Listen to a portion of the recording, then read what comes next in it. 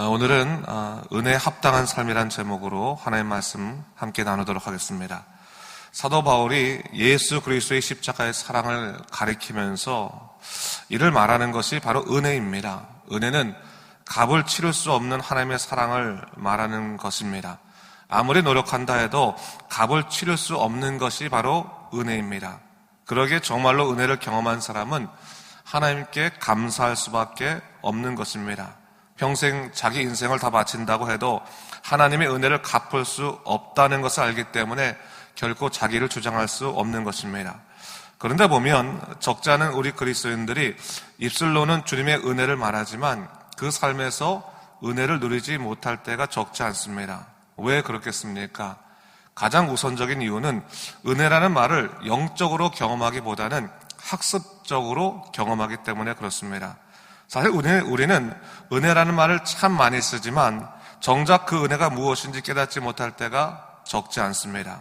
그래서 어떤 사람들은 은혜를 감사나 혹은 감동 정도로 생각하고 그렇게 혼용해서 사용하기도 하는데, 물론 은혜가 감사와 감동을 불러일으키긴 하지만 은혜 자체가 감사는 아닙니다.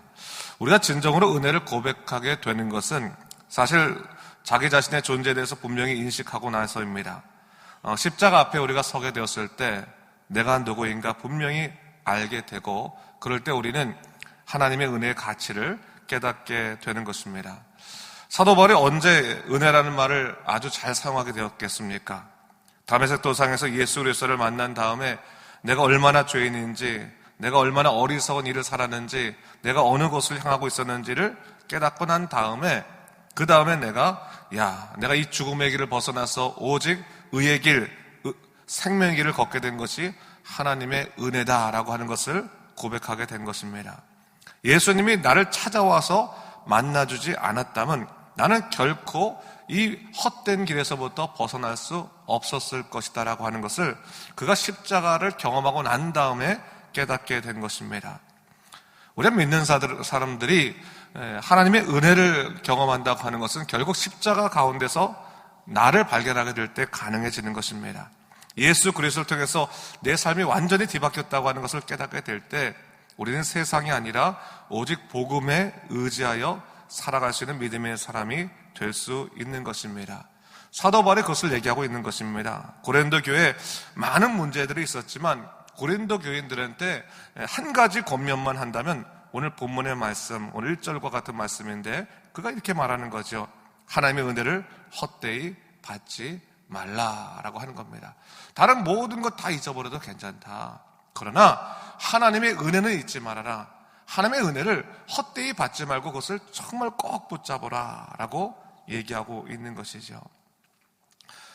고린도 교인들은요, 예수 그리스도의 십자가 사랑, 그 끝인 은혜를 경험했음에도 불구하고 옛사람의 습관에서부터 벗어나오지 못하는 것을 보면서 사도 바울이 권면하고 있는 겁니다.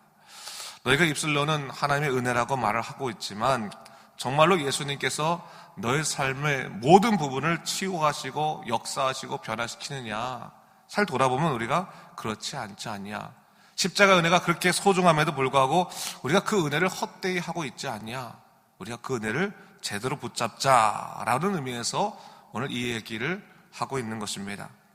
사도 바울은요, 하나님께로부터 받은 은혜가 참으로 컸거든요. 그러다 보니까 그가 평생 이 세상에 살면서 고통과 멸시를 경험한다 할지라도 하나님 때문에 받는 고난이라면 그는 달게 받겠다라고 얘기하고 있는 것이죠. 오히려 주님을 통해서, 주님을 위해서 받는 고난이라면 내게는 자랑스러운 것이다 라고 그런 이야기하고 있는 것입니다.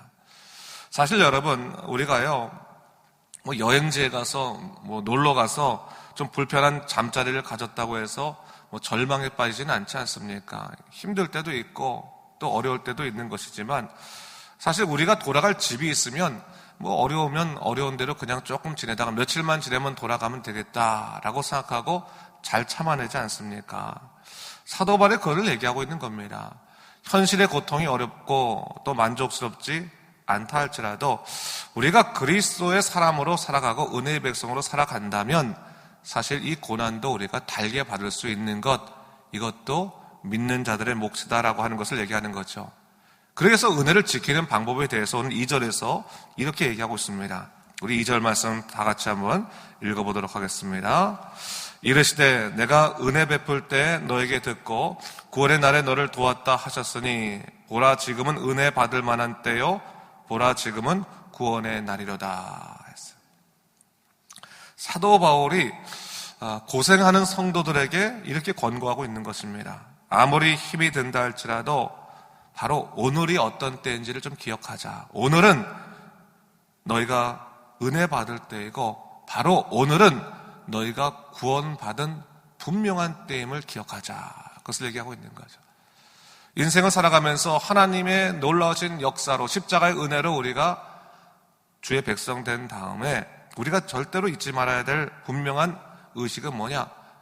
오늘은 하나님께서 너에게 은혜 주시는 날이고 오늘은 네가 구원받은 그 변치 않는 날이라는 사실을 잊지 말아라. 그게 중요하다라고 하는 것을 얘기하고 있는 것이죠. 하나님께서는요, 은혜 베풀 때 반드시 우리를 기억하십니다. 그래서 우리를 듣는다라는 표현을 합니다. 하나님의 은혜가 임할 때 반드시 우리에게도 은혜가 임하는 것이고 또한 하나님께서 구원의 날에 항상 우리를 돕는 것이기 때문에 그 한 가지 사실은 잊지 말자라고 이야기하고 있는 겁니다. 사도 바울은 고린도 교인들의 고난을 알았습니다. 멈추지 않는 삶의 고난을 알았습니다. 그리고 그 고난 가운데서 하나님의 은혜를 붙잡고 살아가는 것이 얼마나 힘들고 또 지치는 일인지도 사실은 알았습니다. 그럼에도 불구하고 다시 한번 깨우치고 있는 것이죠. 야, 너희가 그래도 이 여러 가지 상황 때문에 너희가 힘들고 고통스럽지만 그래도 이 상황을 이길 수 있는 유일한 길은 하나님의 은혜를 붙잡는 일이다 라고 하는 것을 얘기하고 있는 것이죠. 그러면서 분명히 얘기하고 있는 겁니다. 그렇게 힘든 오늘이 사실은 은혜 받을 만한 때다. 우리가 어떻게 감당할 수 없었고 어떻게 감당할 수 없다고 생각하는 그 날이 구원의 날이다. 이 한 가지 사실은 명심하자라고 이야기하고 있는 겁니다. 그러면서 사도 바울이 고린도 교인들을 격려하기 위해서 한 말이 뭐냐면 자기가 당한 고난을 지금 격려하고 있는 겁니다. 그래서 성도들로부터 자신이 사도로 인정받지 못한 수치스러운 일들이나 복음 전파를 하다가 매를 맞고 굶기도 한 사건, 또 난동과 수고로움과 자지 못함과 먹지 못하는 그 모든 일들을 열거하고 있어요. 나도 하나님의 은혜 가운데 살고 있지만 이렇게 고난이 끊이지 않았다. 나도 이렇게 고생을 많이 하고 있었다. 그럼에도 불구하고 내가 이 상황에 지지 아니하고 오직 하나님을 붙들 수 있었던 이유는 유일하게 하나다. 그러면서 9절부터 10절까지 이렇게 얘기하고 있습니다. 9절 10절도 우리 함께 더불어 읽도록 하겠습니다. 시작. 무명한 자 같으나 유명한 자요 죽은 자 같으나 보라 우리가 살아있고 징계를 받는 자 같으나 죽임을 당하지 아니하고 근심하는 자 같으나 항상 기뻐하고 가난한 자 같으나 많은 사람을 부유하게 하고 아무것도 없는 자 같으나 모든 것을 가진 자로다. 하나님의 은혜를 경험한 사람들은 이런 사람들이다라고 하는 것을 얘기하고 있는 거죠. 무명한 자, 이름이 없는 것처럼 잊혀진 것 같으나 그 이름을 하나님께서 기억하시기 때문에 기억된 사람이고, 마치 죽은 것 같이 고통스러울 수 있으나 우리가 하나님 안에서 살아있는 자이고, 징계를 받은 것 같으나 우리가 결코 죽임을 당하지 아니하고, 근심하는 것 같으나 항상 기뻐하고, 가난한 것 같으나 많은 사람을 부유하게 하고, 아무것도 없는 것 같으나 사실 모든 것을 가진 것 아니냐. 하나님의 은혜를 통해서 보면 다 다르게 보인다라고 하는 것을 얘기하고 있는 것이죠. 우리는 우리의 감정을 통해서 상황을 보는 일은 사실 익숙합니다. 마음이 기쁘면 사실 모든 일도 다 기뻐 보이는 것이고, 마음이 힘들면 사실 모든 것도 다 그렇게 힘들게 보이는 겁니다. 근데 사도 바울은 우리에게 어떤 것을 얘기하고 있냐면, 감정의 눈으로 세상을 바라보지 말고 은혜의 눈으로, 은혜를 통해서 세상을 바라보라는 겁니다. 은혜를 통해 세상을 바라보고 나니까 무명한 것 같고 죽은 것 같고 징계를 받는 것 같고 근심하는 것 같고 아무것도 없는 것 같은데, 사실은 은혜를 통해 보니까 우리의 무명한 삶이 유명한 삶이요 죽은 것 같은 삶이 살아있는 삶 아니냐. 하나님의 눈으로 은혜의 눈으로, 하나님의 관점으로 우리 인생을 다시 바라보기 시작하면 우리 인생에 하나님께서 주신 은혜의 놀라운 일들이 얼마나 많은지를 다시 한번 깨닫게 될 거다. 그렇게 바라보자. 그렇게 이야기하고 있는 겁니다. 그러면서 힘겨운 삶이었지만 하나님의 은혜로 이길 수 있다고 말하면서 본문 6절과 7절에서 뭐라고 말하고 있냐면, 내가 성령의 감화와 진리의 말씀과 하나님의 능력을 의의 무기로 삼았다라고 얘기하고 있습니다. 내가 이 땅에 살아가면서 이 땅의 어떤 어려움을 이길 수 있는 유일한 힘은 성령의 감화, 성령의 감동하심, 성령의 인도하심에 내가 항상 붙들려 살려고 노력하고, 진리의 말씀 붙들고 그 말씀 가운데 살려고 노력하고, 내 능력이 세상에서 오는 것이 아니라 하나님으로부터 온다는 것을 믿고 하나님 의지하고 살았다. 그것이 내가 이 어려움들을 이겨낼 수 있는 그런 길이었다라고 얘기하고 있는 겁니다. 사도 바울은요, 성도들에게 어떤 신앙생활의 환상을 심어주지 않는 사람입니다. 너 예수 믿기만 하면 너 모든 일 다 잘 풀리고, 너 이제부터 부자 되고, 너 병든 거 다 고침받고, 너 아무런 문제 없을 것이다, 이렇게 약속하지 않습니다. 사도 바울은. 사도 바울이 말하는 것은 뭐냐면, 너 예수님 믿고 나면 네 병든 삶 가운데서 하나님께서 함께 하시는 것을 경험하게 될 것이고, 네 가난한 삶 가운데서 하나님께서 너를 부유케 하시는 삶을 보게 될 것이고, 네 고난당하는 삶 속에서 하나님께서 너를 도우시는 놀라운 역사를 네가 보게 될 거다. 그것을 보게 되면 인생이 달라진다라는 것을 얘기하는 것이죠. 여러분, 그럴 것 같습니다. 여러분, 우리가 하나님의 은혜로 살아간다고 하는 것은 결코 세상 속에서는 이해할 수 없는 놀라운 역사를 경험하게 되는 것이고, 보면 여러분, 우리가 이민 생활하면서 정말 죽을 것 같았지만 지금까지 하나님의 은혜로 살아오지 않았습니까? 그 은혜가 있다면 다시는 그 은혜를 붙잡으라 라고 하는 것을 얘기하고 있는 것이죠. 그러면서 14절에 그가 이 앞절과 이어지는 이 교훈을 이렇게 표현하고 있습니다. 14절을 보니까, 너희는 믿지 않는 자와 멍에를 함께 매지 말라, 그렇게 얘기하고 있습니다. 이 말씀은 물론 1차적으로는 불신자들과 교제하지 말라라는 뜻이 됩니다. 세상 사람과 능히 너무나 많은 교제를 하지 말라고 하는 것이 1차적인 뜻이지만, 이거보다 좀 더 본질적인 뜻이 있습니다. 그 뜻은 뭐냐면, 여기서 멍에를 맨다고 하는 것은 그들과 같은 길을 가거나 같은 삶의 방식을 갖고 있는 것을 말하는 것이거든요. 이 말이 뭐냐면 바로 이런 것입니다. 너희가 정말로 하나님의 은혜를 경험한 사람이냐? 그렇다면 세상적인 사람들과 같은 방식으로 살아가지 말아라. 같은 가치관으로, 같은 생각으로 살아가지 말아라. 그게 너희가 믿는 자들의 삶을 살아가는 방식이다. 예수 믿었으면 예수 믿는 사람처럼 생각하고, 예수 믿는 사람처럼 행동하고, 예수 믿는 사람처럼 살아갈 것이 아니냐. 세상적인 방식을 버리고 살아계신 하나님께서 원하시는 삶의 방식으로 너희가 바뀌어라 라고 하는 것을 얘기하는 겁니다. 하나님의 은혜를 입었으면 하나님의 은혜에 합당하게 사는 것이 마땅한 것 아니겠느냐. 그것이 사는 법이다 라고 하는 것을 얘기하는 겁니다. 그러면서 17절 말씀에 하나님의 성전이 된 우리가 어떻게 살 것인가, 어떻게 합당하게 살 것인가를 말하고 있는데, 우리 17절 말씀도 함께 읽도록 하겠습니다. 시작. 그러므로 너희는 그들 중에서 나와서 따로 있고 부자한 것을 만지지 말라. 내가 너희를 영접하여. 맞습니다. 세 가지를 얘기하고 있습니다. 첫 번째 뭡니까? 그들 중에서 나와서. 두 번째는 따로 있고, 세 번째는 부자한 것을 만지지 말라 얘기하고 있습니다. 이것을 여러분 율법적으로 이해하면 안 되는 거고요. 이걸 복음적으로 이해해야 되는 것입니다. 어떤 것이냐면, 너가 이제 하나님의 은혜를 경험하고 십자가의 사람으로 살아간다면 더 이상 죄 가운데 머물려고 하지 말고, 그 죄 가운데 있다면 그것은 나와라.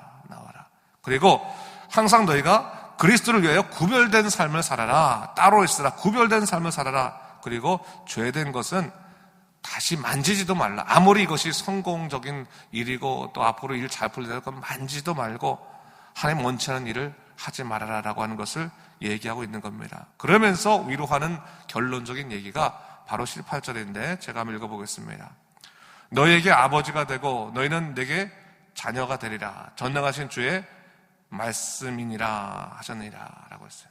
이 말은 사실은 두 가지 다 의미할 수 있다고 볼 수 있겠습니다. 하나님께서 너에게 아버지가 되시고, 하나님께서 너희는 하나님 안에서 하나님의 자녀가 되지 않느냐라는 것도 되고, 또 하나는 사도 바울이 이들을 생각할 때, 야, 내가 너희들의 영적인 아버지고 동시에 너희도 나의 영적인 자녀가 아니겠느냐, 그리스도 안에서의 영적 관계를 얘기하고 있는 겁니다. 우리가 이 땅에서 하나님의 은혜를 놓치지 않아야 될 분명한 이유는 뭐냐면, 우리가 하나님의 자녀라고 하는 분명한 변치 않는 사실이 있기 때문입니다.